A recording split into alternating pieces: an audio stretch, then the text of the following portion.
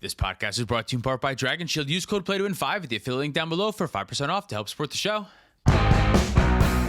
Welcome to the Play to Win podcast, where we talk about winning in cEDH. I'm Cam. And I'm Dylan. This week we are talking about Final Fantasy cards. There's been a ton spoiled. This is supposed to be a standard set. For some reason, there are a lot of cards that feel like they could be cEDH cards. We're going to talk about one or two or three of them. And for some reason, there's a lot of cards already to talk about, and our set review isn't set to release for a couple of weeks yet. We got like 2 more weeks of previews, I think. Maybe 3 at this point. Yeah, but by then, all these cards are going to be old news. Old news. We're going to have moved on from. Yeah, so no one's going to care because we're going to have spoilers for the Spider-Man set more by then. Yeah, we're going to be working on Spider-Man by the time we get to the set review of this one. So that set review is still coming. We're just going to talk about a couple ones that have caught our attention since they have been spoiled. Yeah, things that we're thinking about. Maybe some commanders that we'll play for our upcoming set gameplay episode. Well said. I know, I did not stumble on those words at all. Do you have an idea which one you want to talk about first? Do you have a preference? Well, I mean, I think we did a lot of talking about Vivi, so I don't think we need to spend a lot of time talking about Vivi We'll today. talk about Vivi more.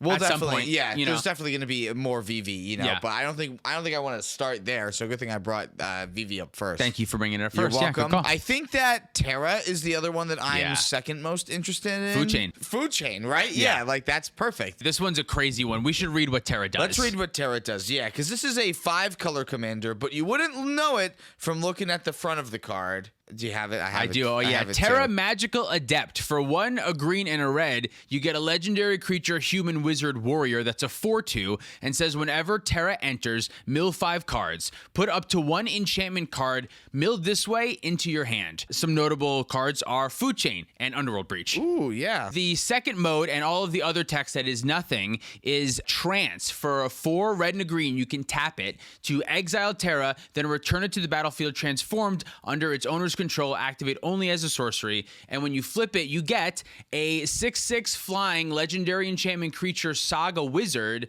that has 4 different chapter abilities, but the first 3 are the same. Okay. The first 3 are create a token that's a copy of target non-legendary enchantment you control.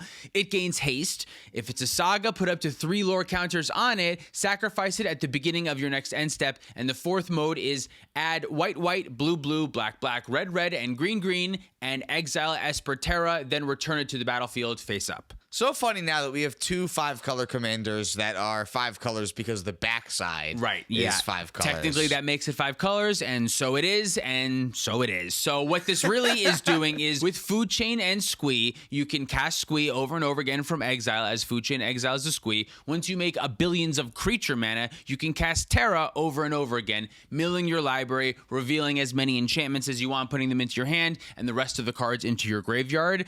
That's almost a win. From there's a couple of ways that you can actually win the game. The one that I have included in my list is Modern All-Star Overlord of the Baelmerk.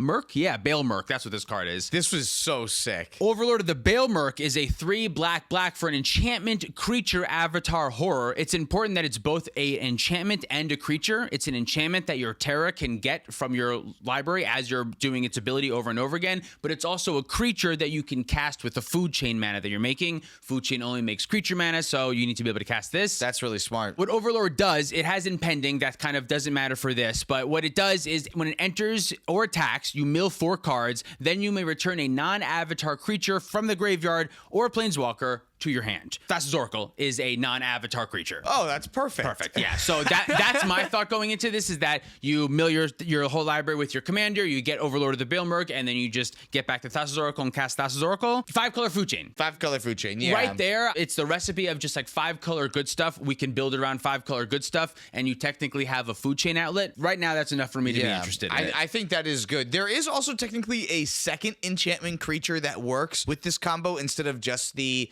impending Baelmerk Overlord here. Yeah. There's actually a few different ways that you could like win the game once you have milled your entire library and then gotten all of the enchantments from your library into your hand. I'm not going to name the most creative ones, but the ones that I will remember to name are Anikatha, Hand of Erebos. That's the other main one that I think of, yeah. Yeah, this one also has about 1 billion words on it, and I tapped the top of my screen, so now I have to scroll all the way back down to find it. So I'm going to talk a little bit longer to fill the dead air while I find this Abzan card, which is both both a creature and an enchantment. For 2, a white, a black, and a green, you get a legendary enchantment creature Demigod, which is cool. It's a 4/4 with menace, and it has other enchantment creatures you control have menace. That's irrelevant. It says whenever a Nikitha enters the battlefield or attacks, more Grave Titan stuff, exile up to 1 target non-aura enchantment card from your graveyard. Create a token that's a copy of that card, except it's a 3/3 black zombie creature in addition to its other types. So this is just a little bit more risky, right? Because you have to make a token. Like, it gives your opponent another interaction point. What you're doing is getting back the Underworld Breach from your graveyard with this card. With the Food Chain mana, you cast this card, you get the Food Chain back. But yes, you're right. There's a moment where now they can try to remove the Underworld Breach or something like that. Oh, because her ability's a May, so if you mill over the Underworld Breach, you don't have to put it in your hand. Her ability is a May. You don't have to. Yeah, you Okay, could, I believe. Hold on. Let me double check on Terra. Start reading Terra over from the beginning. Let's start Terra over from the beginning, and then I'll read the entire card, even though the Yes. answer will be given to us immediately. Mill 5 cards, put up to 1 enchantment. Okay, 0 okay, so is you up can, to. Okay, so you just leave the... So you leave the breach in the graveyard, have this Abzan card, make a copy of the Underworld Breach. But then, yes, it does leave up a situation where your opponent can Otawara your Underworld Breach or something like that. So for me, I just left in the Overlord because it does a similar thing. I think it's just a better card in general. I think so. For the 2 mana effect of like mill the top 4 and maybe get a creature, that's often going to be kind of bad. But there is a world where like that's like remotely castable. You know what I mean? It's something that you could do. It's something that you could. It's 2 mana. Having it in your hand in general shuts off this line entirely, though. No, if it's in your hand, you just still go through the Fuchin line and you just cast it from your hand. I guess I should say having it on the battlefield. It just kind of makes it a little bit tougher to do. The trigger happens when it attacks as a creature, though. So if you are impending it, you have to wait until it's a creature again. Yeah. So that's kind of risky. Yes, you're right there. That is risky, but that is cool that you do still have the attack trigger. You can use Perforos, the red god, the original one. It's an enchantment creature that you can cast off Food Chain mana and then just continue your loop with Squee. And then whenever Squee enters, Perforos triggers, deals a damage. Yeah, 2 that's damage. true, because whenever another creature enters the battlefield with Perforos in play, it deals 2 damage. All of these to say, these might not even be the most efficient thing you can do. Someone is probably already in the comments saying, no, there's this cEDH staple that you can use instead that will work just the same. I haven't found it yet. I'm sure it exists. I'm not sure, but who knows? The important part is that this is a 5-color Food Chain. This is a First Sliver-esque deck. And although First Sliver hasn't really seen any real play recently, we just played it on the channel and you won with it. Yeah, that's true. So it's proven that it can still do stuff, but like a lot of the things that it tries to do can be very risky, and I feel like it can end up falling to itself quite a bit too. One of the biggest downsides is that you don't have access to your commander in First Sliver Food Chain, really. Yeah. Like you're never really getting to a point where you want to spend Wooburg on it, where at least I feel like there are situations where it makes sense to cast Terra and actually like try to get some value off of her. Yeah, I mean, Terra's 3 mana, which is way different than 5 mana, and one of it's generic. Obviously, right off the bat, that's obvious. But also, top deck tutors can work pretty well with your Terra. Oh, like Enlighten Tutor? If you Enlighten Tutor for a Smothering Tithe, you can get it. I've also included a couple of extra enchantments, like all of the tournament-style Rhystic Study-esque cards, stuff like Steel Enchantment, Mirror Maid, things like that you can take other people's Rhystics and copy your own and stuff like that. Copy Artifact, I would imagine, too. Yeah, stuff like that I think is like really interesting in this deck, of just like more ways to gain a little bit of value. But I don't know that means like that you should be building around Terra. At least the way I'm looking at it is it's a 5-color good stuff pile with, as we always talk about, like up to 10 unique cards for the commander. Like those are the good decks that are just like 90 of the cards are just good cEDH cards that are good without the commander, and then like around 10 of them are like synergistic with the commander. Because I feel like my first thought would be, well, what First Sliver does is First Sliver just tries to go like as quick as possible. Like it just wants to find Food Chain and Underworld Breach as fast as they can with like Gifts Ungiven and Intuition and just like really go for it. But like I feel like getting Terra out as a backup plan is something. Well, I guess that's my question. Is getting Terra out like a backup plan, or are you actively trying to get Terra out before you go off? So I'm not sure yet. I haven't even played the deck one time. I am including stuff like Fierce Guardianship and Deflecting Swat because I think like 3 mana is just like cheap enough that I want to do something. And it's like Timna, right? Right, yeah. And I do think there's a world. I modeled it pretty close to Blue Farm. It looks a lot like Blue Farm, except instead of Ad Nauseam, I'm just playing like Mirror Maid and Steel Enchantment and just like hoping extra copies of Rhystic Study will give me my extra card advantage. I'm not not sure if that's right. You know what I mean? There's other things I thought about, like including Spellseeker and Ephemerate and doing the Underworld Breach Final Fortune one card line with Spellseeker. But Ephemerate kind of almost works with your commander. Like, it's good if your commander is going to hit often, but you have to be playing like over 20 enchantments to make it hit often. And there's just not 20 good enchantments, I don't think, in cEDH. I'm already stretching it right now, I feel like, in my list, and I'm including 11.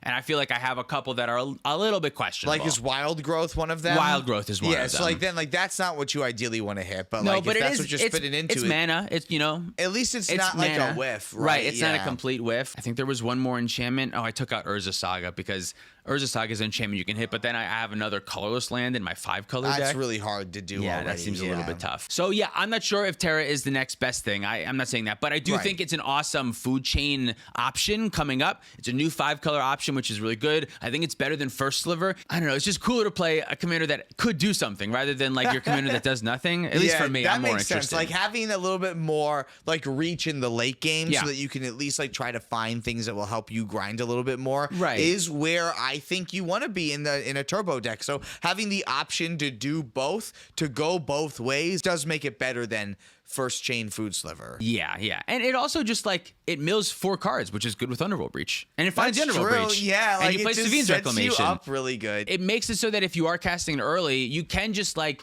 cast Underworld Breach and you already have so many cards in your graveyard that you can do something with it. Whereas like oftentimes you have to build up to a breach. You have to fill your graveyard first. You have to do a little bit of extra. Your commander feeds the breach. There might even be a line that I'm not thinking of yet that you can loop Terra with the breach out and use it as like a brain freeze or something. Well, you can. So Terra can also get you like Animate Dead, and you could do World Gorger Dragon loops or Abdel Adrian, so that you end up milling your whole deck that way then too. Yeah, I had that line in also, and that was another one along with the Spellseeker that I took out that I was just like thinking like, how many wins can I really include in a deck? I already have the Breach line, I have the Food Chain line, I have Thoracle Consultation. Like, I guess it just depends on like how quick are you trying to go. Maybe I still like Animate Dead, even if you're not trying to go for like another reanimate strategy, because it still is like a Gifts Ungiving card that you can find with your commander. This is definitely a Gifts Ungiven deck. It's a Savine's Reclamation, it's an Intuition. Deck. Intuition is closer to my ad nauseum of just like my big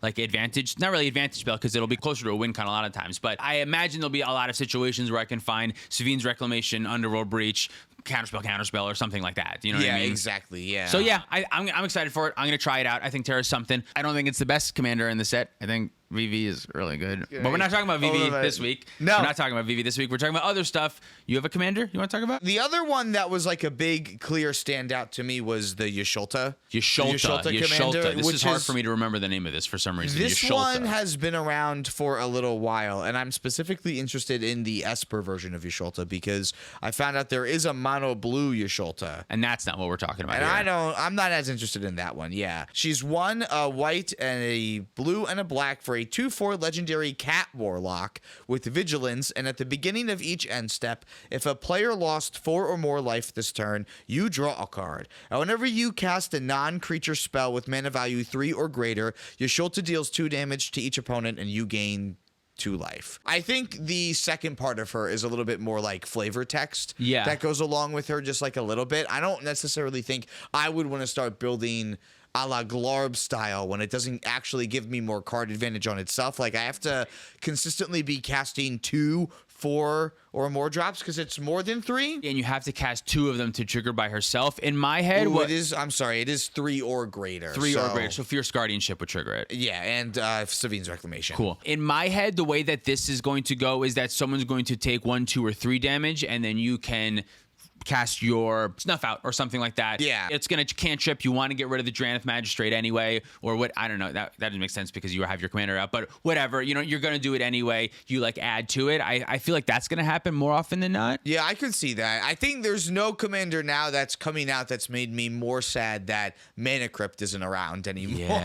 Yeah, that's true. I'm thinking of this as like a similar to Italian type of commander. It doesn't trigger exactly the same, obviously, but I think you're going to use stuff like Blood Chief's Ascension, like you would with Talion. A lot of that same stuff. Do similar, just like Esper mid-range grind, try to draw cards and whittle your opponents down on their life total, but more whittling their life total down thought of as a resource, not trying to kill them with the damage. I think you're just like making their ad nauseums and their necros and stuff like that worse. That's the point of the life loss. Yeah, it ends up being a long game strategy that you have access to, where like you can start to drain your opponents and really make like all of the cards that rely on their life total, like their one rings that they've been packing onto for a while. Now it gets a little tighter. Now it gets a little harder. I think what you're after for this card is the card draw. So you want your opponents to lose 4 more life or whatever to get the card draw. That's when it triggers. At the beginning of each end step. If an opponent lost 4 or more life, you draw a card. If a player, so it could be you too. So if you snuff out, that's a draw right there no matter what. Because the snuff out, you pay for life. If Dismember, Dismember's good. Yeah, even like fetch shock into something else too. That really helps you get really close. Fetch shock into Force of Will. Fetch Force of Will. That's perfect. Yeah. That's a lot of stuff to do to draw one card. To draw one card. Yeah. Even if you and another player each lost 4 life. That's just one. It only cares if one player did. If a player, it's not 4 each. It's correct. Not, yeah. Okay. If a player did, then you draw a card. I feel like just like being an Esper low-ish, well, it's 4 mana. That's not that cheap. But being an Esper commander with the word card draw on it is like worth looking at, right? Yeah, I feel like if you were playing Talion, I would immediately direct my eyes to this card and go, I get to play Silence and Grand Abolisher in my deck now. I feel like Talion, the pull between Talion is trigger is a forced draw, and your main win condition is Thassa's Oracle. Yeah. And every time you win the game, you have to make sure that your opponents can't cast spells, because if they cast a spell that Talion is on, you have to draw a card with your Thassa's Oracle, empty library, trigger on the stack. That's not good. So like you have to either get rid of your Talion before you want to win, which like is stupid. Like, what, you want to get rid of your draw engine before you win? Just like that feels frustrating. Yeah, or right. you make it so your opponents can't cast spells, but you're in Dimir, so like there's very few ways to do that. So I don't love that part about Talion. It's a good card advantage engine, but to me, this one just, I agree with you. Although it's not going to draw you quite as many cards as Talion, it does a similar thing, and you can play Talion in the 99. And it's not going to shut off other loops though either too. Like Talion shuts off Food Chain and Atali. That's true. When it comes into names too, I don't play the 3 mana 3/3 in Atali for Food Chain combos. Yeah. So there are going to be some things that it does stop, but I don't think that ends up being as worth it as it is to lose out on a color and open yourself up to lose to your own triggers for your main win condition. Yeah, for me, like, I also, white is just so much important that the things that you mentioned the Talion does. Just having access to white outside of just Dimir, just it feels so much more important with all of the Voice of Resurgence. That's the name of it? Voice of Victory. Voice of Victory. Voice of Resurgence. That was the white-green card, the only card worthwhile from Dragon's Maze, which is now worth like $3. I remember that being a $30+ card and feeling it like it was insane. I know, I had to buy it for my Naya deck. Back in the day, I didn't want to buy 4 for Blood Pod because it was so expensive. But it was so good. Or Birthing Pod in Modern. Yeah, it wasn't your called cEDH Blood brain Pod. has taken it over. Exactly, yeah. White is good. I would want to play white cards in this style of deck. Especially if me you're trying to get the game to go really long, too.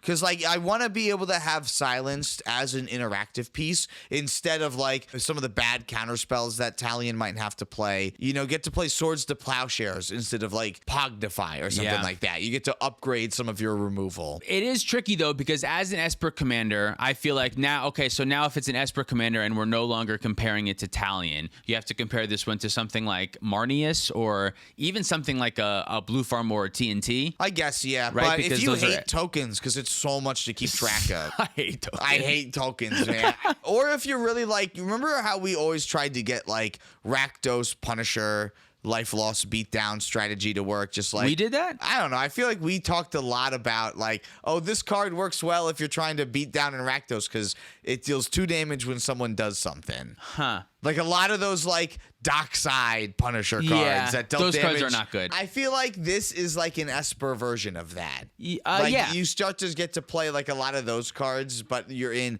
Esper instead of Rakdos. Yeah. And it just doesn't feel as strong as a lot of what the other Esper decks are doing. I think I would agree. I think I would want to play a regular Esper, cEDH good stuff pile, and my like 3 includes are Blood Chief's Ascension, Dismember, Snuff Out. And those are my little extras. Italian, technically, kind of.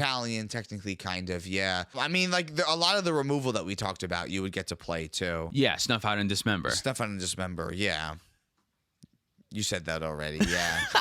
I'm sorry. Do you want to talk about Snuff Out and Dismember? No, I was trying to think about, like, where would I rank this amongst, like, all the other Esper commanders? Like, it's worse than Tivit. It's so hard to say, though. We haven't even seen it play, but it doesn't have a 1-card win condition like Tivit does, and it doesn't provide an insane amount of value like Marnius can. It caps the amount of cards you can draw. But it's cheaper than both of those options. It's probably a little bit more, I don't want to say consistent, but like steady advantage. That's true. You'd probably be surprised at how much people lose life on their turn as well, too. That's true. Yeah, but that's pretty much all I have to say about Yasholta, I think. Should we talk about another card? There's so many legendaries from the set. They're jam-packing the set with legends. I know, and I've been playing Sisay recently, so it's fantastic because I feel like I have so many options. I do have one Sisay card that I kind of want to talk about. Yeah, what is it? I have to, I think his name is Rick, or no, it's Kevin. No. Fuck, it's something normal. Shit, what is it? It's Zach Fair. Zach! I really liked you just like naming a bunch of human names that people have. Yeah. Zach. All right. Is it Connor? Is it Parker? Hold on, let me. More like Zach Unfair. Let me get all the jokes out right now. Zach Fair. For a white mana, you get a legendary creature human soldier that says Zach Fair enters with a +1/+1 counter on it. Oh, so he's a 1/2 now. He's a 1/2 all of a sudden because he starts as a 0/1. For 1 and sacrifice Zach Fair, you may target creature you control gains indestructible until end of turn, put Zach Fair's counters on that creature, and attach an equipment that was attached to Zach Fair to that creature. So I'm not really interested in that equipment part. The +1/+1 counters is kind of the main thing that I am interested in as for Sisay is that this is a 1-mana legend that offers protection for my stuff. The issue is it's only indestructible. It's not hexproof. And a lot of the removal is Path to Exile or Sword Plowshare, Cyclonic Rift. It's bouncing and exiling stuff. Or even Dismember, you know what I mean? There's not a ton of really destroy that this does. But you can move the +1/+1 counter to Sisay though, right? For mana, 2 total mana, you can move a counter over to Sisay. While you're giving her indestructibility. So I think that is like something that is like eyebrow raising. It is interesting. Zach gets to keep his size on the field when he does his thing. Even though he's sacrificing, the size for Sisay matters. I don't know that this card will replace Plankton or what's the real card it's called? Oh, I don't know. Universes Beyond has fried my brain. That's the only way I know that card now. Skrelv. I don't think this replaces Skrelv. Skrelv still feels really, really good in the deck. It's like kind of exactly what it's looking for. Like a repeatable version of Zach Fair. Right, but this one is good. It's a little bit like a more Bowmaster protection, kind of. It's right away you can use it. You don't have to worry about summoning sickness, which is also nice, but you need to spend the extra mana on it, whereas Plankton you don't. So I'm not positive if it's like, at first I was like, oh my god, this is a cEDH staple right away, it's going in. And then I'm like, maybe it's only just like testable and it's not like incredible. It does have haste too. Did you say that about how Plankton can't be used like the turn that you get it can be used too? right away. Yeah, I did mention, it can be used right away, which is better than Plankton. There are a decent amount of haste enablers in Sisay, but they're not often, that's not how I'm using them. Normally I'm playing Plankton early and then just untapping, playing Sisay afterwards, and then he's ready to protect. Realistically, I think Plankton is Zach Unfair, and this Zach is really fair. This is the fair version, but just by it being a 1-mana legend, I really do think it's worth looking at. If it was another color, I would look at it more because I already have a white 1-mana legend, but I'm still going to probably try it in Sisay. I think it's worth trying. Yeah, no, I think that's totally fair. Anytime you have like a cheap legend like that is just going to like help pump your Sisay for almost nothing to you, I think that's definitely something worth your while. I have another cheap legend. I don't know if you have something else, but I have one more cheap legend I'm looking at. Yeah, hit me with one more cheap legend. This card is called Bugenhagen Wise Elder. No, you made that up. That's not what it's called. He has a very long mustache in the picture. It looks awesome. Oh, this is the guy. You know him? Yeah, you know this man? You texted me this man. I texted you this man. You For a 1 and a green, this is a legendary creature, human shaman with reach. It's a 1/3. It has at the beginning beginning of your upkeep, if you control a creature with power 7 or greater, draw a card. And for the ability of tapping it, you can tap it to make a mana of any color. I already play Ruby in Sisay. This is kind of like Ruby, a 2-mana legend that taps for mana. Ruby, notably, is 2 colors and has haste, which is way better than this. Yeah. But Ruby only taps for 1 color of mana, whereas this taps for any color of mana and sometimes can draw a card. I don't know how often that's going to matter, but I like Orcish Bowmaster. I try to get that card in play often, so having a big token is reasonable. And Sisay can be huge. Normally, by the time Sisay is that big, I'm winning the game pretty soon, but drawing a card right before I'm ready to win the game is helpful. It's like, here's an extra little card. Maybe it's a Fierce Guardianship, and then little treat. Now you know it's time to push. So I don't know. I don't know. It's a card that I'm thinking about. Catilda is another card that I've really thought about a lot. Catilda is a green and a white for a legendary that taps for a mana of any color, but also gives other humans the ability to tap for mana of any color. That seems really good. And I feel like I want that over this, but it's a close. I don't know. I understand where you're coming from, because sadly, I think this is the best card for Atali from the set so far. Which is not, and it's not really good for Atali. It's really bad for Atali. Yeah. First of all, a 2-mana dork, while it has the body that I would want to see on a 2-mana dork, so that it doesn't just like die to everything in existence, I'm not excited about the idea of any 2-mana dork in Atali. 2 to make 1 next turn is not good. If it tapped for 2, if it had haste, and even if it didn't have haste, you'd be playing Ruby. That's not good. Yeah, right? exactly. So yeah, it would have to tap for 2 or 3. I don't have the luxury of going, all right, well, now I can cast Atali, and next turn I'll draw 1 card after I just got 4 free ones. Yeah. From everyone. This one is a little bit probably less, but I do think it's going in the Sisay pile for me. It's in the world of playability, and Sisay pilots might test this one. I feel like, though, I don't know. Yeah, you don't like think you it's would good? take out Ruby for this. I don't know. The 2 colors is like specifically relevant because making Sisay a 4/4 means that Sisay can now find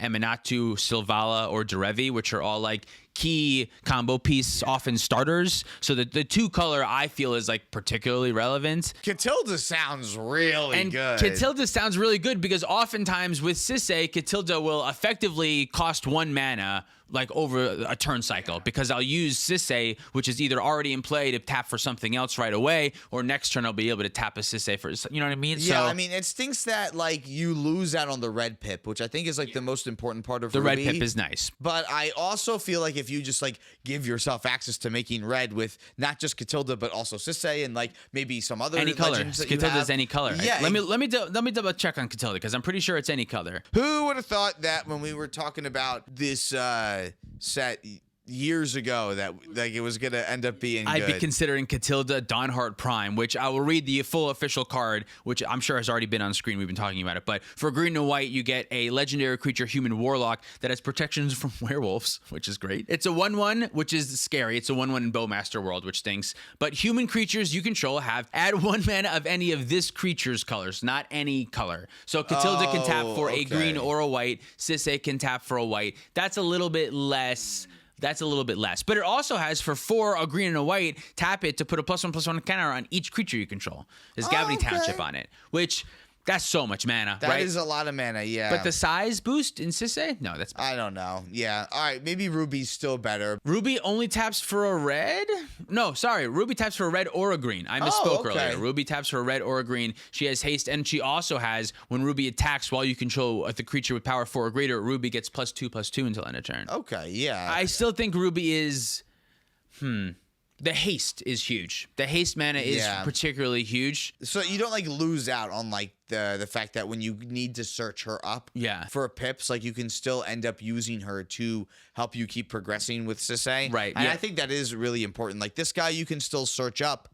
But yeah, and Ruby, you want to play before you play Sisay, but with Catilda, you want to play Sisay before you play the Catilda, because in an ideal world, you play the Sisay, then you play Catilda, then you tap the Sisay right away for the white mana to play Esper Sentinel or something like that. Yeah. Whereas this one, you ideally want to play Ruby off of like a turn 1 land Chromox type of hand, so you can play Ruby into Birds of Paradise right away, and it can give you that like explosive beginning start. That feels way better. Which is, I think, is what you want more, but Catilda's still close. Yeah, I would definitely agree with that. Yeah. So I'm a little medium on that guy. He's still an option that you might have, and I don't think I'm putting him in a tally, even though he is the best card for a tally so far. I don't think he's a tally card. I don't think I'm putting him in. Yeah. Why are you afraid of the rain? You're not normally scared of the rain. Jack seems like he's doing okay. Did he give his fear to you? Jack, did you give your fear to Jill? That's a handy ability. That's pretty nifty. If Jack was a anime character, his power would revolve around fear somehow. I think he stores a lot of it, and then his final move is he like gives it all to you. He's like really scared in like the whole fight he's losing, and then now you're terrified. You're a big, strong guy, but you're terrified and you're shaking. If it's just a little guy, he comes to you, he goes like this. Oh, he's like, we met that character as we're that character now exists? watching 1,000-Year Blood War. We haven't met that character? No, we did. We met him a little bit. Remember, I didn't come up with this. I thought I came up with this. He eviscerates Byakuya in the first invasion. And his power is he gives you his fear? We'll go into it a little bit more. I don't even know it yet. Season 2, It's yeah. in my subconscious, I picked up on it. But he talked about fear a lot already. Oh, we'll maybe see that's more why it's in my brain. Yeah. Okay, all right, never mind. It's not that it's not awesome. Like, if he is an anime character, he can have that. Like, name 5 anime characters with fire-based abilities. So hard because nobody copies them each other. Don't put me on the spot like that. Yeah. Do you have any other Final Fantasy cards you want to talk about? Yeah, I guess one other one that I feel like there's a Mardu commander that people are talking about that I haven't looked into a ton. Oh, yeah. But I feel like, is it the other version of Terra? No, it's Celestial or something. Oh, yeah. This seems way better, yeah. The other version of Terra would have been great if Dockside Extortionist was still around. Oh, yeah, right, that's okay. what that was, yeah. But this is Celeste, Rune Knight. This is 1, a red, a white, and a black, so we're in Mardu, for a 4/4 legendary human wizard knight. And when she enters, you discard any number of cards, then draw that many cards plus 1. Whenever 1 or more creatures you control enter, if 1 or more of them entered from a graveyard or was cast from a graveyard, you put a +1/+1 counter on each creature you control. Oh, yeah, this just goes infinite with a fucking ham sandwich. Yeah, which ham sandwich? That was so many words. For some reason, I felt myself spacing out a little bit. So name a sacrifice outlet that you like. Carrion Feeder. Great. So if you have Carrion Feeder, thankfully we were talking about Birthing Pod in Modern because the persist combos with Malira work with this. With Murderous Redcap. Exactly. That's the name of the card I was fishing for. Yeah. So if you have Murderous Redcap and your Carrion Feeder in play, every time you sacrifice your Murderous Redcap, it will come back into play because Murderous Redcap has persist, so it enters with a -1/-1 counter and deals damage equal to its power to something when it enters play. Okay. So it enters, deals 1 damage when it comes back into play, but it gets the +1/+1 counter, which negates the -1/-1 counter from persist. You know what? So that means it might actually enter and deal 2 damage upon enter. Nice. Kill him twice as fast. Yeah, which doesn't matter because what really happens is because you're negating the -1/-1 counter, when it dies again, persist no longer sees the -1/-1 counter that it originally was given from its original death. Okay, so Murderous Redcap is the cleanest way to do this with a sack outlet, but if you have a persist creature, a sack outlet, and then any sort of payoff from an enters or a dies, anything like that, anything like a Blood Artist or something like that, that's also game with your commander out. Yeah, exactly. Okay. Yeah, so like Blood Artist and there's like an Undying Ghoul that's just 2 mana. I got to imagine if this card does become a cEDH commander and we are going with the persist line, we would just go with Murderous Redcap and not try to do what I just said. It's just an option, right? Like, you don't want extra pieces. You don't want a persist and a Blood Artist and a sack outlet and your commander. That's too much stuff. That feels like it's too much stuff to me. You want Murderous Redcap, sack outlet, your commander. Yeah, because there's a ton of sack outlets that you can have. So I feel like what a lot of the time you would be doing is just using your tutor to find Murderous Redcap, or just even like entomb it into your graveyard, have like reanimate so that you can get it into play that way, and you can like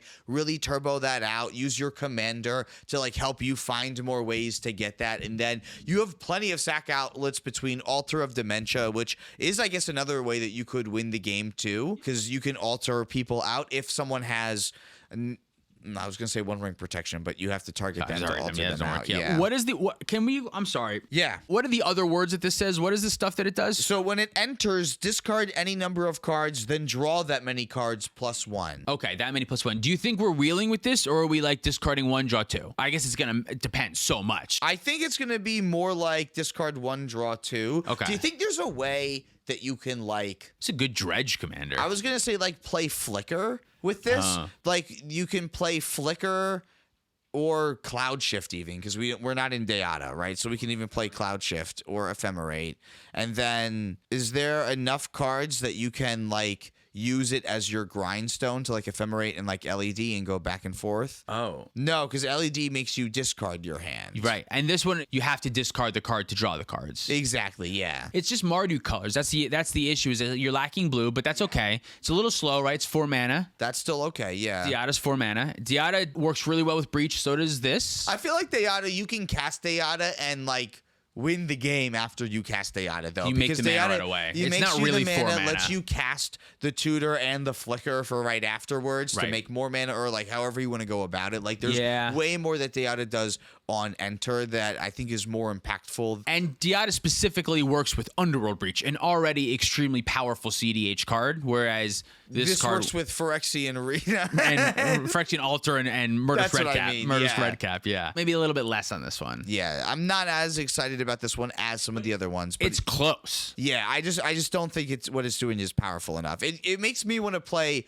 bad cards, which I don't think I want to do. That's normally not a good recipe, right? Like at least Terra made us want to play more enchantments, but we got to play like enchantments that feel like they're really good in the cEDH metagame. Like Mirror Maid, I feel like is just a really good card like you said, like in today's metagame. Yeah, right. Same with Copy Enchantment, like or Steel Enchantment if you're in like a tournament setting. Whereas I feel like if I'm more incentivized to play more copies of Viscera Seer and Altar of Dementia and like these other 1 mana sack outlets, like I'm not doing myself any favors except giving myself fuel to discard extra cards for when Celeste comes into play. Yeah, and opening yourself up to a lot of other interaction, I think. Yeah. Also, you're just weak to like 1,000 different graveyard things and removal of everything. I don't know. Yeah, I kind of agree. Now, is there something I can do with Abdel Adrian in this deck? Like, can I Abdel Adrian for like a bunch of mana, loop through my deck with her, and then piece together a win with something? Yeah, you loop through your deck and then eventually do the Savine's Breach thing or something like that, there right? You go. And then you win with something. Yeah, with Praetor's Grasp Grape for Shot. a Thoracle, or no, maybe Praetor's Grasp. Praetor's Grasp for a Thoracle, then, yeah. Or the line that we talked about, the Murderous Redcap thing. Something about Orcish Bowmaster, maybe. Something Orcish Bowmaster. Oh, yeah, you just end up reanimating Orcish Bowmaster, and then you just continue your Abdel Adrian loop. And then... Yeah, that's easy. Oh, that's way You just include Praetor's Grasp and Orcish Bowmaster, and then boom. Now you can actually do win stuff conditions in the deck, yeah.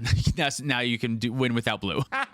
Now you can win without blue, yeah. Do we have one more? We've talked about 4 cards. We've talked about 5. We've already talked about 5. This has been 5 cards. What was the most popular Final Fantasy? Final Fantasy 7. Should we talk about 2 more? Should we talk about 2 more to make it the 7 cards? All right, yeah. Let's the first good 7 cards that we think are good in cEDH. In cEDH, they have to be good in cEDH. It can't be like theoretically good, potentially good. Okay. We've already talked about VV, so we're not going to do that. VV. Yeah. Here's a card I saw today. I don't know what to make of it, but maybe it's something. It's called Snort. That kind of made me laugh too. Yeah. It's 3 and a red for a sorcery. Each player may discard their hand, then draw 5 cards. Then Snort deals 5 damage to each opponent who discarded their hand this way, and it has flashback for 5 and a red. Flashback? What the fuck? You can gamble for a wheel now? Is that what I can hellbent gamble for a wheel now. Is that good? Huh. Let me think about this for Atali, actually. Yeah. How much to flash it back? It's 6 mana to flash it back. And it's not quite a wheel because you only draw 5 cards. Discard your hand, draw 5. Discard your hand and draw 5. For 7 total mana if you're gambling for it. That doesn't sound great, yeah. But your deck makes 7 mana pretty good. Atali does make 7 mana very good. There's actually, How much is the front side? I did lie. There is another card that might actually be okay with Atali. That Perfect. I know Do we is have a going to be 7th our card? 7th card. Yeah, but let's keep talking about Snort for a second before I go off the rails. How much is it again from the... It's 4 mana, 3 and a red. 4 mana. So this is Will of the Jeskai, which I have been testing Will of the Jeskai. I guess this is a new thing that they're trying. 4 mana wheel for 5, I think is a new... Yeah, seems like a fair spot to be. A fair spot they're trying, I guess. But this is like Will of the Jeskai combined with Wheel of Misfortune. Because they can choose, yeah. Yeah, your opponents can choose if they can't choose wheel. for you, though. No, Wheel of Misfortune, your opponents can decide you don't wield. That card sucks ass. That's true, yeah. But your opponents can choose to wheel. Right. But they'll get dealt Damage. Most of the time, they probably won't wheel, I would imagine. They're not going to take that. How much damage is it? Yeah, take 5? It's 5 damage. And if you have a some of them will. Bowmaster in play, like, they definitely won't. Oh, yeah, they won't. But Like, there's a lot of times where if you cast that against me in a tally, and I'm looking at, like, 2 cards in my hand, I'm going, 5. yeah, hell yeah, I Fuck want yeah. those. Yeah. It could be bad. It could be real bad. Especially because, like, it's going to be harder to win the game after 4 mana, draw 5 than it will be after 3 mana, draw 7, right? Yeah. Just mathematically, it's going to be harder to win the game after that. Yeah, and all the good things that allow you to break parity with wheels, this won't let you do. Because you don't take the damage. You will never take the damage. This is always a discard your hand, draw 5 for you. That's good. Maybe something else will happen. But yeah, you're right that you can't force your opponents to draw the card. No, yeah, it being a browbeat, right? Like they can either draw and take 5 or they don't. They don't do anything. Just nothing this happens. was just discard your hand and draw 5 cards is not good for 4 mana. It'll be the best for all of them. The one with 8 cards in their hand doesn't take it. The one with 10 cards in their hand doesn't take it. And the Atala player who's hellbent says, That's only 2 mana with Treasonous yeah, Ogre. exactly. This is great. You got to play it right, but it's considerable. You're right. It's considerable. I think it is considerable. The hellbent gamble to go get it potentially if you have 1,000 mana. Well, I don't know what that situation is, but I don't know. That makes it worth it. It's an option. Yeah, if you need cards, right now my options for empty-handed gamble are Squee for a easy thing to get for Food Chain, right? And then the Electro Duplicate, which is just a way to get an extra Chunky. But if I don't have Chunky in play, and you don't have a win condition, because Chunky might be like 9 mana instead, I don't have that, like being able to gamble for this seems not half bad. I would want to try it if I were you. Maybe not in a tournament, but I would want to get a couple games in with it and see if it comes up. Yeah, I have a hard time knowing what card I want to cut for this. I also want to keep in mind, I'm going to look at this card on the front side in my opening hand, too. Wait, that has another side? Yeah, the front side is 4 mana. Each player may discard their hand and draw 5 cards. Oh. Not the flashback thing is what I mean. Like, I'm going to look at it in my opening hand and go, God damn it, I wish this was literally anything that helped me get Chunky out, or like any kind of better mid-rangey piece. Yeah, in hand it's terrible. It's only bad if things have gone terribly wrong, and maybe just make your deck so that things don't go terribly wrong. Yeah, and at least Electro Duplicate does something good when I don't have it. It's still fine. Or when I don't have an empty hand and I can still do things with Chunky. That was our 6th card? You're sure? That was the 6th card. Yeah, because we talked about the Esper one. The 5-color one. 5-color Food Chain, the 2 Sisei cards. Now this, but then what was?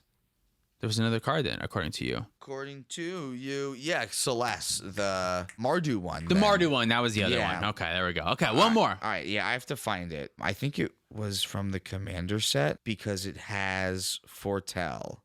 Dude, Lifestream's Blessing. Do you want to hear a magical Christmas land for Chunky? So this is 4 and 2 green for an instant that says draw X cards where X is the greatest power among creatures you controlled as you cast the spell. So they fixed the whole, I bounced your big creature, now you draw a 1-card thing. If this spell was cast from exile, you gain twice X life, too. And you foretell it for 4 and a green. Oh. So it's 6 mana. With Chunky in play, it's 6 mana, draw 7. Huh. At instant speed. But if I flip into it, it's for free, draw 7, gain 14 life. Huh. Which the gaining life good. is irrelevant. It helps your Treasonous Ogre. It does help my Treasonous Ogre. Yeah. It feels like it's another version of that. Disciple of Fraelis? Thank you. Yeah, is that I what couldn't it is? think of the name of that card. Yeah, that one's a land on the backside, an untapped land. Which is way better. Like having access to that as a land is way better than having the Foretell option for this. Yeah. It's like trying to combine Disciple of Fraelis with Delayed Blast Fireball. Yeah, which is a card I haven't included in a tally because you don't care about anyone's shit. No, and it's at odds with itself. Like, yeah, if I cast it from exile, now it can deal with Drannith Magistrate, but I'm never gonna do that. The thing that you care about doesn't let you cast things with a tally, right? Yeah, exactly. So like this is something that like feels like it's okay, but at least like Disciple is something I can do when it's in my opening hand, just as a land to help me get Chunky, or maybe it's something where if I need to sacrifice Chunky and draw 7, or get rid of just like some other stupid bum creature just to help progress me a little bit more if I need to. Like I think it just does more for less. Yeah, I agree. Yeah, this is another one I feel like is worth trying. 6 mana is a ton, right? 6 mana is a ton. It's another one of these that like I'll look at it in my hand and go, I wish this was literally anything else. How do you foretell it? For 4 and then 2 later, or for 4 and then green, and then just green? No, you pay 2 mana to foretell it. Okay, and then later you can cast it for 4 and a green. For 4 and a green. So by giving 2 mana of a up front, you get a 1 mana discount. Okay. This is literally like a loan. This is the most loany real life loan in the history of anything else. We have to put more mana into it to get less out. It allows you to turn your turn 1 Soul Rings and Ancient Tombs into this so that you can kind of more quickly do that, but you want to use the mana on Atali first, and then after you've used the mana on Atali, you normally don't have more mana that turn right away. That's the thing. You wait until next turn, but this is another card that, like, if things have gone wrong, this is good, but like things like Disciple of Freyalise has the option of being an untapped land. So it's good when things are going right and when they're going wrong. I'd rather play Springheart Nantuko as things are going wrong card. Sure. Like something that I can put on Atali, and then for like way less of an investment, I can just like get another Atali. Because what happens is you should try that card. Why haven't you? Because I don't know that I'm quite there for it yet. Yeah, I don't play that many lands. Yeah. I'm on 27 lands. I'm not guaranteed to have a land after I Atali. Yeah. A lot of the times when I do have it. That's another one that feels close though. Yeah, and like Atali exiles all of the lands that I would get. So I feel like if I could get lands with Atali if I needed them, well, I feel like that would also make Atali worse. I think you want to play more cards that are good before you get the commander in play and as you play the commander. Yeah, rather exactly. Than, like we were talking about before. Ruby is good because it is good both before you play Sisay and after you play Sisay. Right. But Catilda is really best when you play it after you play Sisay, and kind of only okay / not the best when you play it before. I think it's a similar situation to these cards. Disciple of Freyalise is good before my commander because it can help cast my commander. Right. And then after, too, when things have gone wrong. When it puts it back in my command zone even when I want it to go back there sometimes. Yeah. Whereas this one is only good after my commander's out, and then I have to do a whole other thing. Okay. Yeah. I'm with you. I'm medium on this one. It sounds like it'll do something good, but I feel great in high power. Great in bracket 4. Gnarly in bracket 4. Definitely. Yeah, especially bracket 4 chunky if that's something that you do. Oh, and you have like no friends anymore. Yeah. I think that was 7 good cards. I thought that was 7 good cards. Is there anything else you want to talk about? No. Okay. I don't really have anything. I've been doing some chunky math. Okay. But I don't know that I want to talk about that yet. Chunky math. What are the odds that I find Demonic Tutor in your deck? That's what I've been trying to figure out. Oh, when I cast Chunky. 1 out of 99. 1 out of, well, not really 99 because like a lot of them are lands, right? So if a lot of your cards are lands, then Chunky doesn't find them. 1 out of 67? Like 72 of your cards are like 1 out of 70-ish. So that means that it rounds up to 1.4% chance that I find one specific card if you have 72 cards in your library. Okay, that's helpful to know. Or I should say if you have 72 options in your library, but that's also not necessarily true though, because you have some of those options in your opening hand though, so maybe that takes away. I don't think so because you don't know what those cards. You don't know that. That's why it's more like one specific card that you're trying to find, I guess, instead of just like the Demonic Tutor is just like my example. But like if I'm trying to hit like one specific card without knowing what's in your hand, what are the odds that it could be that? This is good. We should work on this for another. I think I want to keep working on it. Return to Atali. Yeah. It's more like tutors. I think that's a better way to do it. What's 5 divided by 72? Well, okay, there's now actually like close to a 7% chance that I'll find a tutor in your deck if you play 5 tutors. And most people play more than 5 tutors. Right? Like if you're in black and you play Demonic Tutor, Imperial Seal, Vampiric Tutor, Wishclaw Talisman, now just like one more top deck tutor is 5 tutors. And if you play any more top deck tutors, that's even more then, right? Right, yeah. So you are at almost a 10% chance to hit a tutor. From one player, and then you give that 2 more additional tries. Yeah. That sounds bad. No, it's good. It's good? It's good. Okay. I was getting nervous trying to do this chunky math going like, these odds don't sound good. They don't sound good. I have a 7% chance of hitting something that I won. And I was like, well, what about the odds that I hit mana? Okay, so let's say that you play 28 lands, but 20 more cards in your deck are mana, right? So that means that 20 out of 72, that's a a 27, almost 28% chance I'm going to hit a mana source instead. But that's okay. You can use Which is the extra okay, mana. yeah. Because if that helps me then cast a thing that I tutor for, I think maybe that's why it works out. Right, yeah. I have 2 instances of good chances of hitting mana, and if one of the other ones is a tutor or a chunky flipper in my deck, which has the same odds as tutors in a lot of decks, then... Yeah, but if you have a roughly 7% chance from each opponent to hit a tutor, does that mean that you have a 21% chance to hit a tutor? No, I don't think that's how that works. Because in my brain, in my head, I was like, a 21% chance to hit a tutor actually sounds really good. Right, because that would mean that if you flicker a tally, that's 42. That's basically 50. Yeah. 2 Vitalis is basically a tutor. It's a 50-50 shot of a tutor. You're like guaranteed to find a tutor at that 4 point, Vitalis, that's 1 tutor minimum. But it does feel like that is how that works, though, right? Yeah, right? Yeah. I think these are good points. We should work more on this for a tally too. I agree. Yeah. Okay. This was the Play to Win Science section of the podcast. Thanks so much for watching. If you like to support us directly, you can do so on Patreon, like our $100 patrons. Ben Gillette, The Cardboard Cookbook, Penguin Man 0089, Eli the Magic Guy, David Newman, Pat Fire, Spangler, Demetrius Clark, Larceny Roars, Your Boy Blue, Sparky B, Zunon, Insomnia, SC Phillip, Olden Grumpy, Gecko 21, Zach Hartley, Reactive, Sean in the Ice, Scare Bear Garrett, Luke Cook, Connor Stillbon, Joshua Day, Demon of Rosgaries, Peter Stewart, Cornell Wild, Uncle Butts, Quadja A. Hamid, Scott Hawk, and Baby G-Bus. Thanks, Cam, for reading them. Check out our, you say the next thing, I guess. If you want to pick up any of our merch, you can do that at playtowinmtg.com. Thank you, Dragon Shield, for supporting the show. Use code PlayToWin5 at our affiliate link down below for 5% off. You can follow us on social media for more content. Thank you for watching. See you next time. John Koba, The Gaming Kinkajou, Dan the Man, Sarcastic, Roy Turner, Bill Bob, Mystic Muffin Man, Zachary Coulson, Jabaha, Mace the Ace, Dalton Poteet, Justin Man Solo, Jan Wildfang, Thomas Bueno, and David Nelson. I'm glad we don't record the podcast outside. Yeah, because of the thunder. Shit. Yeah, because of the thunder. Yeah. Is this thing on?